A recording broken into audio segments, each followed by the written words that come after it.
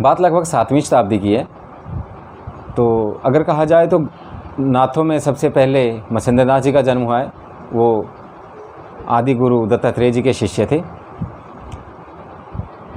तो एक दिन मच्छिंद्र नाथ भिक्षा मांगते मांगते किसी एक गांव में जाते हैं और देखते हैं कि एक बहुत ही धर्मपरायण स्त्री, पतिव्रता स्त्री एक वहाँ पे रह रही थी। तो जैसे ही गुरु गोरखनाथ जी के गुरु मच्छिंद्र नाथ जी ने दरवाजे पर जाकर अलख जगाया तो अंदर से एक महिला निकली और महिला ने आते ही गुरु चरणों में प्रणाम किया और गुरु जी के लिए भिक्षा लेकर आई। भिक्षा का अन्न लेने के बाद जब उन्होंने जैसे ही भिक्षा का अन्न भिक्षा पात्र में डाला तो बहुत ही दीन भावना से और बहुत ही करुणा भावना से गुरु के दर्शन करने लगी।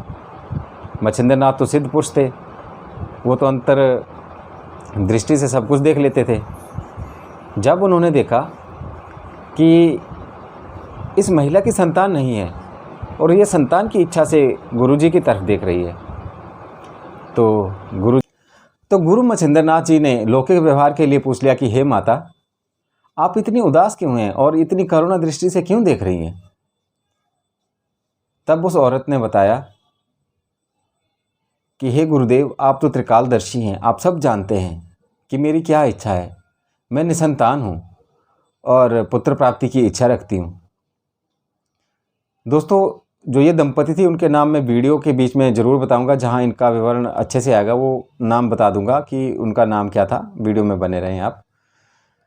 तो गुरु मच्छिंद्र नाथ ने अपनी योग शक्ति से अपनी झोली में से एक विभूति निकाली और माता के हाथ में रख दी और कहा, हे माता, इस विभूति को आप जब आप मासिक धर्म से निवृत्त हो जाएं तो इस विभूति को खीर में मिलाकर खा लेना, आपको एक अत्यंत ही सूर्य के समान तेजस्वी पुत्र की प्राप्ति होगी।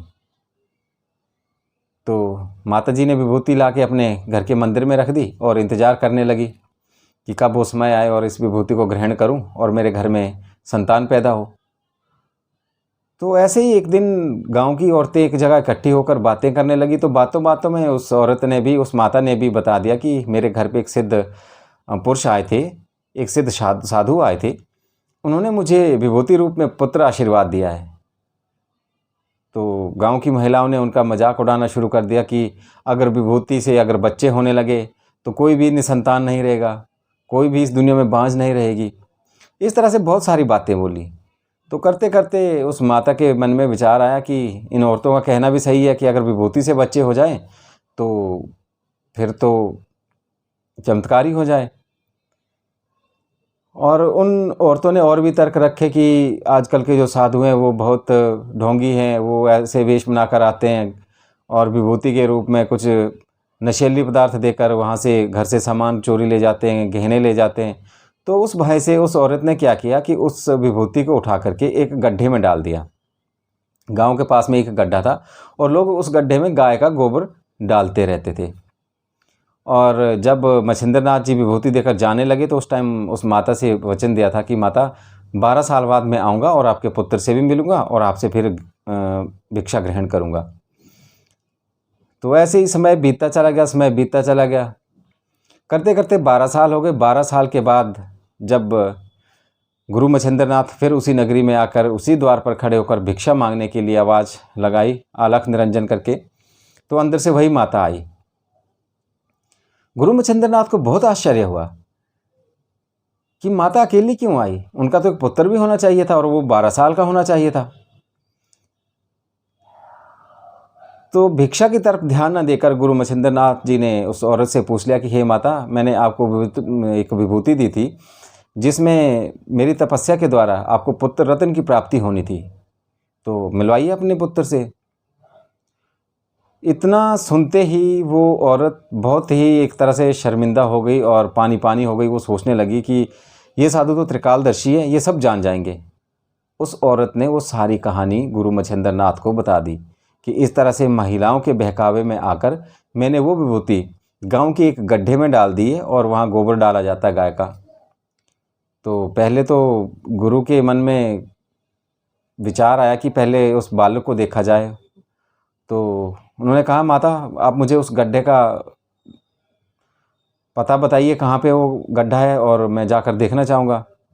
इस तरह से वो माता गुरु मच्छिंद्र नाथ को लेकर उस गड्ढे के पास चली गई और वो पूरा गड्ढा गोबर से ऊपर तक गाय के गोबर से भरा पड़ा था। और ऐसे ही गांव के लोग भी इकट्ठा हो गए, बहुत सारे लोग इकट्ठा हो गए। और तब गुरु मच्छिंद्र नाथ ने आवाज़ लगाई कि अगर मेरी तपस्या सही थी और अगर आप सच में धरती पर अवतार लेना चाहते हैं तो कृपया आप बाहर आ जाएं।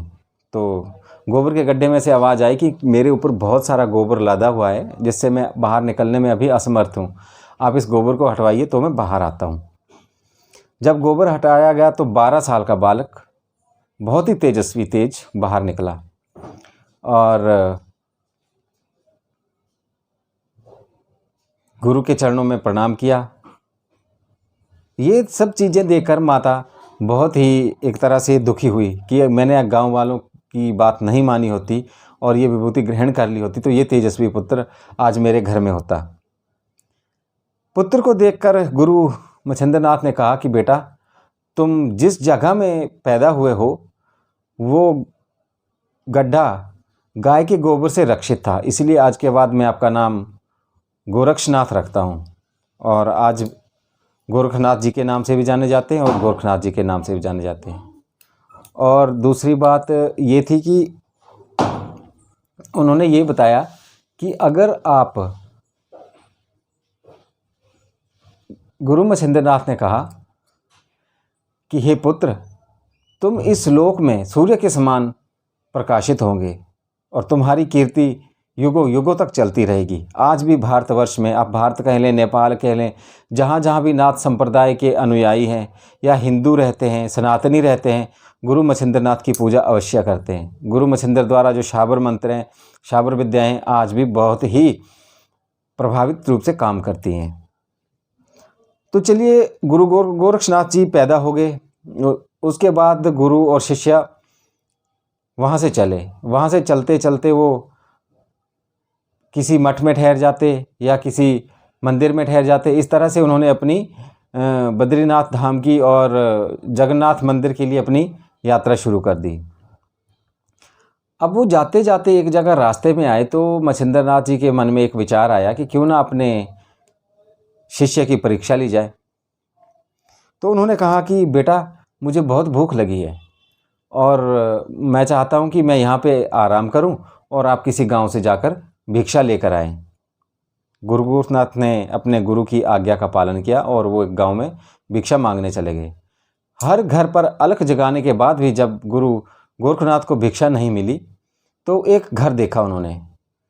अंत में जाकर उस घर में बहुत अच्छे से पकवान पक रहे थे, वहाँ किसी चीज़ का भंडारा चला हुआ था। तो गुरु गोरखनाथ ने दरवाजे पर अलख निरंजन करके आवाज़ लगाई और अंदर से घर की औरत निकली। उस औरत ने अच्छे अच्छे पकवान गुरु गोरखनाथ जी को भिक्षा में दिए, जिससे कि गुरु गोरखनाथ का जो भिक्षा पात्र था वो भर गया। तब वो भिक्षा पात्र लेकर अपने गुरु मच्छिंद्र नाथ जी के पास गए और उन्होंने कहा, गुरुदेव आप प्रसाद ग्रहण कीजिए, मैं आपके लिए भिक्षा मांगकर ले आया हूँ। जब गुरु मच्छिंद्र नाथ अन्न ग्रहण कर रहे थे तो अन्न ग्रहण करते करते उन्होंने खीर, दही बड़ा और ये सब प्रकार की जो पोड़ी जो भी बना हुआ था वो प्रसाद ग्रहण किया। प्रसाद ग्रहण करने के बाद उन्होंने कहा, पुत्र, बाकी तो सब ठीक है लेकिन एक दही बड़ा खाने के लिए मेरे मन में और विचार आ रहा है, तो आप दोबारा से उस घर में जाइए और एक दो दही बड़ा वहाँ से लेकर आइए। अब यहाँ पे देखिए गुरु की लीला कि गुरु अपने शिष्यों की कैसे परीक्षा लेते हैं। तब गुरु मच्छिंद्र नाथ ने गुरु गोरखनाथ को भेज दिया कि तुम जाओ भिक्षा लेकर दोबारा दही बड़ा लेकर आओ। अब गुरु गोरखनाथ सोचने लगे कि मैं दोबारा उसी घर के दरवाजे पर जाऊंगा तो पता नहीं वो लोग नाराज़ होंगे, पता नहीं वो मुझे क्या कहेंगे। फिर भी गुरु आज्ञा को आखिरी आज्ञा मानकर वो उस दरवाजे पर जाकर खड़े हो गए और कहा, हे माता, मेरे गुरु को जो आपका दही बड़ा वो बहुत पसंद आया, अगर आपके पास 2-3 हो तो 2-3 दे दो, अन्यथा आप एक ही दही बड़ा दे दो, मेरे गुरु जी को बहुत पसंद आया, वो और खाना चाहते हैं। तो माता जी तो भड़क गई कि तुम साधुओं को काम ही क्या है, भिक्षा मांगते हैं और जहाँ देखो गृहस्थ को तंग करते रहते हैं, खुद तो कमाते नहीं कुछ भी। ऐसे करते करते गुरु गोरखनाथ ने बहुत ही नम्र स्वभाव से कहा कि हे माता, आप मुझे सिर्फ भिक्षा में दही बड़ा दे दीजिए, आपकी जो इच्छा हो वो मैं आपको उपलब्ध करवा सकता हूँ। तो तब उस जो घर की मालिक थी उसने कहा कि अगर तुम ऐसे समर्थवान हो तो तुम खुद भीख मांग के क्यों खाते हो, तुम अपने लिए अपनी इच्छाएं पूरी कर लो। लेकिन गुरु की आज्ञा अनुसार गुरु गोरखनाथ ने फिर से आग्रह किया। तब उस औरत ने बोला, अच्छा तुम कुछ देना ही चाहते हो तो चलो अपनी आंख निकाल के आप मुझे दे दो और अपनी आँख मैं आपको दही बड़ा दे देती हूँ। चलो मैं दही बड़ा लेकर आती हूँ, तब तक आप आँख निकाल के रख लो। अब इतनी बात थी, गुरु गोरखनाथ ने अपनी आंखों में उंगली डाली, एक आँख की जो पुतली थी वो निकाली, हाथ में रखा। जैसे वो बाहर आई तो देखा आँखों से खून चल रहा है और हाथ में आँख का पूरा डेला निकाल के रखा हुआ है और कहा, लो माता मेरी आँख रख लो और मुझे दही बड़ा दे दो। ये देखकर वो औरत तो बिल्कुल हैरान रह गई कि ये तो बहुत चमत्कारी बाबा, इसने तो अपनी आँख ही निकाल दी बाहर, और वो दरवाज़ा बंद करके अंदर भाग गई। अब गुरु गोरखनाथ ने क्या किया, वो आँख वैसे ही अपने आँख में रखी और ऊपर से जो कपड़ा बांध के वो गुरु के पास आ गए और उनको जो दही बड़ा था वो भेंट किया कि गुरुदेव आप प्रसाद ग्रहण कीजिए, मैं आपके लिए लेके आया हूँ। तो वो तो त्रिकालदर्शी थे मच्छिंद्र नाथ जी। उन्होंने कहा, बेटा आपकी आँख में क्या हुआ? कहते नहीं कुछ नहीं हुआ, बस ऐसे ही। नहीं, कहते ये नहीं, इसकी पूरी मुझे बताओ वार्तालाप क्या हुआ है। तो उसके बाद ना बताया गुरु गोरखनाथ ने कि मुझे ना ऐसे शर्त रखी थी, जो गृह स्वामिनी थी उसने ऐसी शर्त रखी थी कि मुझे ना दही बड़े के बदले आपकी आँख चाहिए। तो मैंने आँख निकाल के उनको दान करना चाही। उन्होंने आँख तो ली नहीं, दही बड़ा मुझे दान करके वो आप वापस अंदर चली गई। तो गुरु मच्छिंद्र नाथ को थोड़ा सा क्रोध भी आया कि इस तरह से, लेकिन वो जानते थे कि मैंने अपने जो चेला है मेरा गोरखनाथ, मैंने उसको परीक्षा के लिए भेजा हुआ। तो उन्होंने कहा कि बेटा तुम परीक्षा में पास हुए। और गुरु मच्छिंद्र नाथ ने वो आँख का डेला अच्छी तरह से गंगा जल से धो करके उसको अच्छी तरह से आँख में रख के और एक मंत्र का प्रयोग करके जैसी आँख पहले थी वैसे ही प्रॉपर कर दी। उसके बाद वो आगे मंदिर के लिए, जो जहाँ दर्शन करने जा रहे थे वहाँ के लिए प्रस्थान शुरू किया। तो दर्शकों, ये थी एक छोटी सी कथा। अगर आप इसकी कथा डिटेल में चाहते हैं तो मैं इसकी कथा आपको डिटेल में बताऊंगा। ये देखिए मेरे पास बुक है ये, और इससे पढ़ के और पूरी स्टडी करके एक एक चीज़, गांव के साथ वो दंपति का नाम क्या था, इसके साथ पूरी जानकारी आपको दूंगा। अब आपसे प्रार्थना करना चाहूँगा, चैनल चल नहीं रहा है, आप मेरे चैनल को सब्सक्राइब करें, वीडियो को लाइक करें, शेयर करें। धन्यवाद। आदेश आदेश।